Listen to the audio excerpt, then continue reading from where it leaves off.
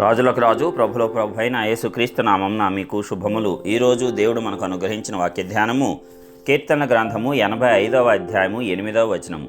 దేవుడైన యెహోవా సెలవిచ్చు మాటను నేను చెవిని బెట్టెదను.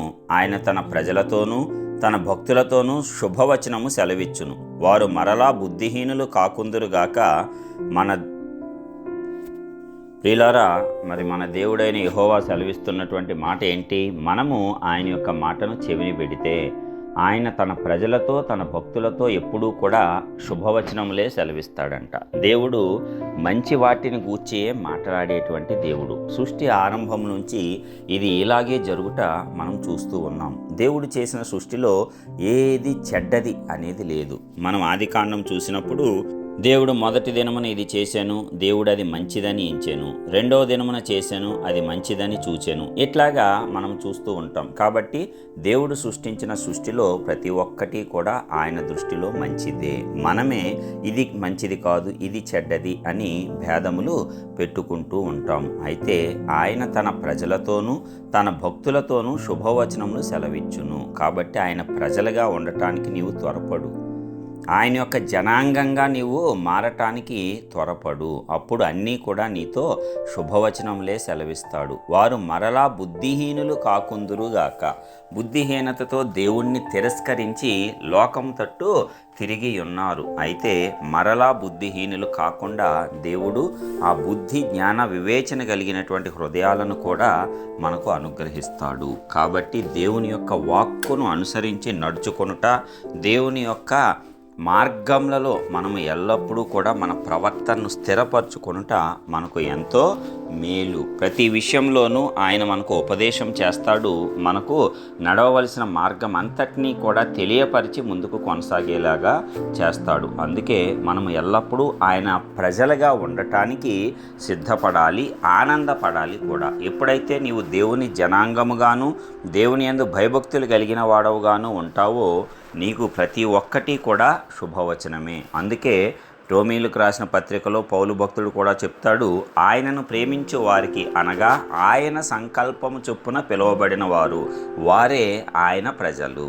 హల్లెలూయా. కాబట్టి ఆయన సంకల్పం చొప్పున పిలువబడిన ఆయన ప్రజలకు సమస్తము సమకూడి మేలుకే. కాబట్టి ప్రతి ఒక్కటి నీకు శుభవచనములే వినేలాగా చూచేలాగా దేవుడు మార్చగలడు. ఎప్పుడూ ఆనందమేనా, ఎప్పుడూ సంతోషమేనంటే ఎస్, అది మన దేవునికి మాత్రమే సాధ్యము. మనం ఎల్లప్పుడూ ఆనందంగా మనంతట మనం ఉండలేము, ఇతరులను ఉంచలేము. కానీ ఆ సర్వశక్తిమంతుడు ఎల్లప్పుడూ ఆయన మనలను సంతోషంగా ఉంచగలగటానికి సమర్థుడైనటువంటి దేవుడు. అందుకే ఆయన ప్రజలుగా ఉండటానికి మనము సిద్ధపడదాము, ఇష్టపడదాము. ఇష్టపూర్వకంగా ఆయన సన్నిధానానికి మనము తిరిగి వద్దాము. మరలా బుద్ధిహీనులు కాకుండా ఆయన వాక్కును ప్రతిరోజు వింటూ ఆ వాక్కు ప్రకారం మనం ముందుకు సాగుదాము. ప్రభు కృప మనందరికీ తోడుగా ఉండునుగాక. ప్రార్థిద్దాం.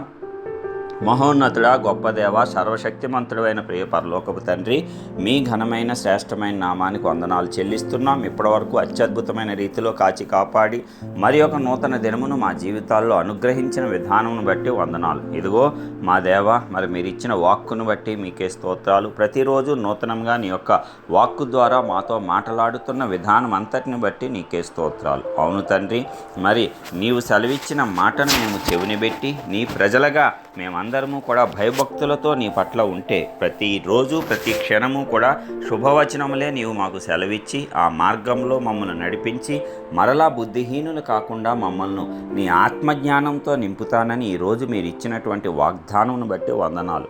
దీనిని మా యొక్క హృదయంలో నాటించుకొని ఇది మంచి నేలను పడినటువంటి విత్తనం వలె మా జీవితంలో ఫలించున్నట్లు మేమందరము వాక్యానుసారము వాక్యాన్ని ఆధారం చేసుకొని మా జీవితాలను నీలో సరిచేసుకొని నడిపించుకోవటానికి తగినటువంటి జ్ఞానమును, శక్తిని, బుద్ధిని, వివేచన కలిగిన హృదయాలను ప్రతి ఒక్క బిడ్డకు అనుగ్రహించి నీ ఆత్మశక్తితో నింపి నీ నామాన్ని మా అందరి ద్వారా మీరే ఘనపరచుకోండి. ఈ లోకంలో నీ గొప్పతనాన్ని మేమందరము కనపరిచేటట్లు నీ యొక్క శక్తి సామర్థ్యాలు మా అందరికీ సంపూర్ణంగా అనుగ్రహించవలసిందిగా నజరేయుడు సర్వశక్తిమంతుడైన నీ ప్రియ కుమారుడైన యేసుక్రీస్తు పరిశుద్ధ నామమున ప్రార్థించి పొందుచున్నాము తండ్రి.